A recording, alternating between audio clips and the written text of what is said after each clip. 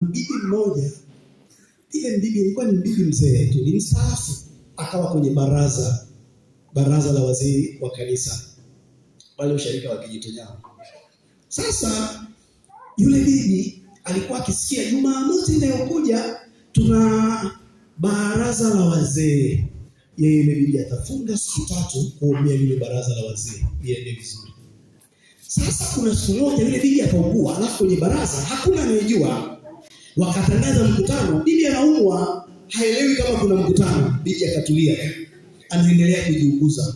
Wakafika Jumamosi, wakaenda kwenye baraza la wazee. Kwenye ile baraza la wazee kukawa na mambo magumu, kwa baadhi ya wazee wakashikana mashati kwenye kikao, wanataka kupigana. Sasa baadaye mama mmoja mwenye hekima akasema, jamani, mbona leo sijamuona bibi fulani? Kikao kilipoisha, yule mama akamchukua mzee wa kanisa mwingine, akasema hebu tukamtembelee, maana sio kawaida, hajawahi kukosa vikao vya baraza la wazee. Hebu tuende tukamuone kuna nini. Sasa wamefika pale nyumbani, wakamkuta yule bibi anaumwa. Bibi akawaambia, jamani, wala kawaida, tulikuwa kwenye baraza la wazee leo. Bibi akasema, jamani, nimeumwa kwa muda wa wiki 2, hata matangazo ya baraza sikusikia. Kwa hivyo sijasikia hilo baraza, hata kuomba sijafunga na kuliombea baraza. Wala wamama wakajua, kumbe kesho ya baraza la wazee iko mikononi mwa huyu bibi. Kumbe siku zote tunavyoenda vizuri ni kwa sababu wanasimama na kufunga. Kwa hiyo leo hajasimama na kufunga, vurugu zimetokea. Kwa hiyo Mungu anaweza kumbebesha mtu akakuweka kwenye taasisi. Kesho hiyo taasisi Mungu kaiweka mikononi mwao. Kuna mahali taasisi yeye inakuhitaji wewe. Hivyo Mungu anaweza ikesho ya hii wilaya Kilolo akaiweka mikononi mwako. Kuna mahali wilaya hii yeye inakuhitaji wewe. Sasa ukijua hivyo, kuna vitu lazima upunguze, kuna vitu lazima uongeze. Kwa sababu Mungu anapokupa kesho, maana yake hiyo kesho ibebe, ili uwe na uhakika na vita ya hiyo taasisi itakuwa mikononi mwako. Adui huwa haangaiki na chombo kitupu. Adui anahangaika na chombo kilichoko na kitu ndani. Anapojua huyu mtu ndiye ameibeba hii taasisi, adui atapambana na wewe. Maana vita ya wale watu kwenye taasisi itahamia kwako. Anajua akikukwamisha wewe, ameikwamisha hiyo taasisi. Kanisa la Mungu wanaichasikia. Ndio maana Yesu anahitaji wewe. Kuna mahali wavuke Petro wanakuhitaji wewe. Kanisa la Mungu wanaichasikia. Sasa ndio maana Petro alikuwa na kimbelembele, yaani kwenye kila jambo Petro anakuwa mbele. Kwenye kila jambo Petro anakuwa mbele. Maana kesho ya wale wenzake alibebeshwa yeye. Ndio maana kwenye kila kitu Petro alikuwa hatulii. Yesu anakamatwa, Petro anasema, Bwana, tunazo panga mbili, unahangaika na nini? Tayari kashampeka mtu sikio. Yesu anamwambia, "Tasika nifikana masikio hii." Petro yuko mbele kwenye kila kitu kwa sababu kesho yao Mungu aliweka mikononi mwa huyu mtu. Sasa watu hao ni watu wenye vita nyingi sana kwa sababu ya kile walichokibeba. Kwa sababu ya kile walichokibeba. Na mbaya zaidi tuko kwenye jamii ya Kiafrika ambayo wanapogundua huyu mwenzetu ana kitu, hawahangaiki katika kumwombea huyu mwenye kitu. Wanahangaika kuhakikisha kile alichokibeba kinarudi nyuma. Unajua siri mojawapo ya kubarikiwa ni kuombea wengine wabarikiwe. Siri mojawapo ya kufanikiwa ni kuombea wengine afanikiwe. Kwa mfano, sisi kwenye kwaya, unaweza ukawa mtu labda kwenye praise team, Mungu ameweka karama ndani yake. Anapoimba anaimba watu wanabarikiwa. Anapoimba anaimba watu wanafunguliwa. Si ndio? Kwa hiyo sisi wengine tulioko nyuma yake hatutakiwi kumchukia huyu, bali tunatakiwa kumwombea huyu. Kwa sababu kiwango tunamwombea huyu, maana yake huyu ananyanyuka kwenda kwenye hatua moja.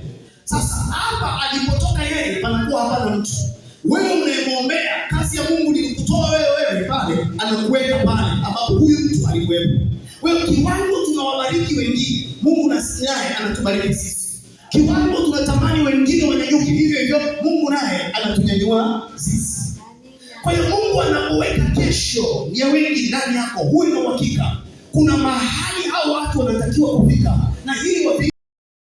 Kuna mahali wakivuka zinakuwa ni mafanikio kwako na kwake pia. Kanisa la Mungu wanaifikiria. Na hawa tuliobeba kesho yao, kuna wakati mwingine unaweza ukamvuta akafanikiwa kwenye maisha na akafika kule ndio akawa kwanza kusema mambo mabaya. Usiseme mbona mimi nilimsaidia huyu. Yaani nilimsaidia leo anasema mambo mabaya. Ukifanya sema mimi nimefanya tu kama mtu asiye na faida. Sifa na utukufu zirudie nani? Zirudie Bwana. Kanisa la Mungu Bwana Yesu asifiwe. Kwa hiyo wapendwa katika Kristo.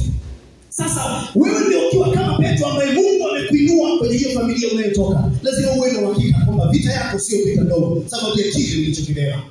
Adui atakubana kwenye eneo la uchumi, sababu anajua akikuacha kiuchumi ukafanikiwa, ni walioko kunyuma na wamefanikiwa. Kwa hiyo atapambana na wewe kuhakikisha anakubana kwenye eneo la uchumi, atapambana na wewe kuhakikisha anakuzuia kwenye eneo la afya. Kwa hiyo vita ya waliobeba kesho ni vita kubwa, lakini ukiwa na imani juu ya Yesu Kristo utakuwa na uhakika kwamba hata kwenye hili nitavuka. Changamoto yoyote inayoinuka, usiangalie hiyo changamoto, wewe muangalie Mungu. Hata kama jaribu ni kubwa kama mlima Selebu ule pale, wewe usiangalie ukubwa ile jaribu kama mlima Selebu, angalia ukubwa wa Mungu wetu katika kukuvusha kwenye hilo jaribu kubwa. Ili Mungu awe mkubwa, ni lazima akuvushe kwenye mambo makubwa na kwenye mambo magumu. Mungu anapoweka kitu kama Petro, anakuambia wewe ndiye Petro, nami nimekuombea wewe, uwe na uhakika. Adui anataka au utaki Petro wa familia, hautaishia njiani. Mungu ataenda na wewe mpaka kwenye ile kesho yako, na ataenda na wewe mpaka kwenye ile kesho ya watu wengine. Ndio maana Mungu anapoweka kesho ya wengi mikononi mwako, maisha yako yaachilie mikononi mwa Mungu. Biblia inasema yeye ametuchora kwenye viganja vya mikono yake, maana Mungu hawezi kutusahau. Kila mahali tunapokwenda jina letu linatokea kwenye mikono yake, kwamba hii kesho ya hii familia iko kwenye mikono ya fulani. Kwa hiyo huyo fulani mahali popote anapoondoka, Mungu ataenda na wewe, Mungu atatembea na wewe. Haijalishi aina ya dhoruba zinazoinuka, bali Mungu atatembea na wewe. Na jioni hii leo, na sisi makuhani tuko mahali hapa, kazi yetu ni moja kama Petro. Tutanyanyua mikono tukuombea wewe Petro wa hiyo familia, ili kuhakikisha Petro wa hiyo familia hauishii njiani. Kuna mahali Mungu anataka ufike, kuna mahali Mungu anataka hiyo familia ifike, lakini hiyo hapo mahali Mungu amepaweka mikononi mwako. Kwa hiyo usiwe na hofu, usiwe na mashaka. Hata kama dhoruba zipo, kazi ya Mungu ni kutuliza dhoruba.